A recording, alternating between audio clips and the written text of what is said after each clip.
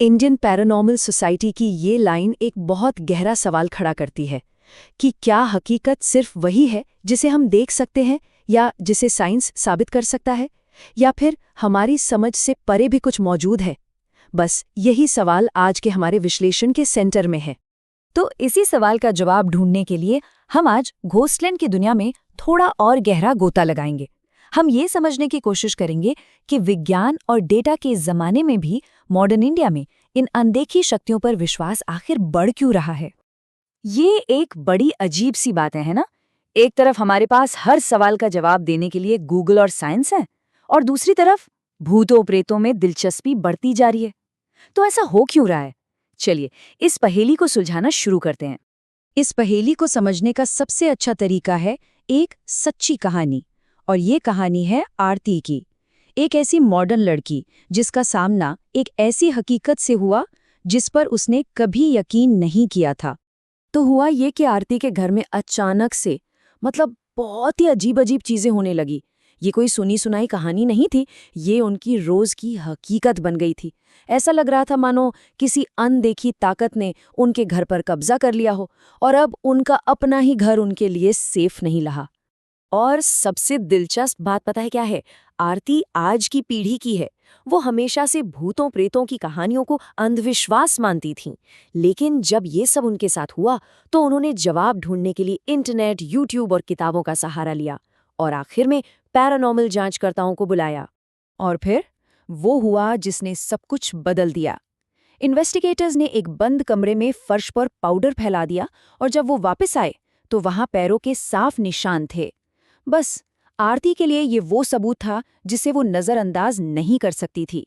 यहीं पर उनका शक यकीन में बदल गया। आरती की कहानी हमें मिलवाती है भारत के एक नए तरह के पैरानॉर्मल इन्वेस्टिगेटर से। ये कोई पारंपरिक ओझा या तांत्रिक नहीं है। इनके हथियार तंत्र मंत्र नहीं, बल्कि टेक्नोलॉजी है।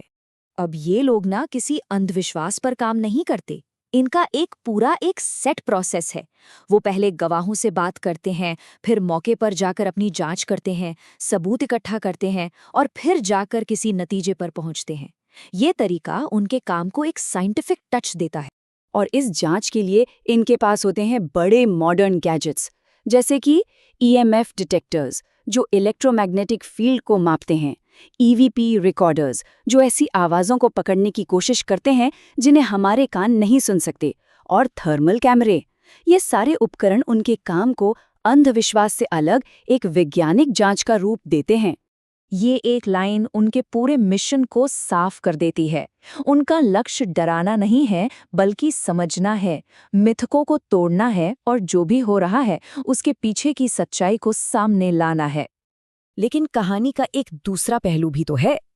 तो चलिए अब देखते हैं कि इन डरावनी लगने वाली घटनाओं पर साइंस क्या कहता है। ये नंबर सुनकर शायद थोड़ा झटका लगे। पैरानॉर्मल इन्वेस्टिगेटर्स खुद ये मानते हैं कि वो जिन 99% केस की जांच करते हैं ना, उनका कोई ना कोई लॉजिकल कारण मिल ही जाता है। लेकिन वो जो बचा हुआ 1% है ना, असली में सारा रहस्य उसी में छिपा है। इसका एक बहुत बढ़िया एग्जाम्पल है कोलकाता का ये केस। जोराबागान ट्रैफिक गार्ड चौकी में पुलिस वालों को लगता था कि सोते समय कोई भूत उन्हें थप्पड़ मारता है, लेकिन जब जांच हुई तो पता चला कि असली गुनाहगार कोई भूत नहीं, बल्कि उनके सोने की जगह के ठीक ऊपर लगा एक टेलीफोन टावर था, जिससे बहुत हाई इलेक्ट्रोमैग्नेटिक फील्ड निकल रही थी। तो सवाल ये उठता है कि अगर 99% मामलों के पीछे कोई साइंटिफिक वजह है, तो फिर भी ये विश्वास बढ़ क्यों रहा है? इसकी एक बड़ी दिलचस्प थियरी टेक्नोलॉजी के विकास से जुड़ी है। ऐसा लगता है जैसे इतिहास खुद को दोहरा रहा हो। 1880 के दशक में जब टेलीग्राफ आया, जिससे आवाज़ें मानो हवा में से पैदा होती थीं, तब लोगों का अध्यात्म में विश्वास बहुत बढ़ गया था। और आज हम एआई और द क्लाउड जैसी अदृश्य ताकतों से घिरे हैं, जिन्हें हम इस्तेमाल तो करते हैं पर पूरी तरह समझते नहीं। और एक बार फिर पैरानॉर्मल में दिलचस्पी बढ़ रही है। आर्थर सी क्लार्क की एक बहुत मशहूर लाइन है जो इस बात पर बिल्कुल फिट बैठती है कि जब टेक्नोलॉजी इतनी एडवांस्ड हो जाए कि वो हमारी समझ से बाहर हो, तो वो हमें जादू जैसी लगने लगती है। और जहां विश्वास होता है, वहां एक बाजार भी बन जाता है। इस बढ़ते विश्वास ने जन्म दिया है एक पूरी पैरानॉर्मल इकोनॉमी को। ये सिर्फ विश्वास की बात नहीं रह गई है, ये एक पूरा बिजनेस बन चुका है। इसका सबसे बड़ा एग्जाम्पल है घोस्ट टूरिज्म। अब ये एक बड़ा ही दिलचस्प मिक्सचर है।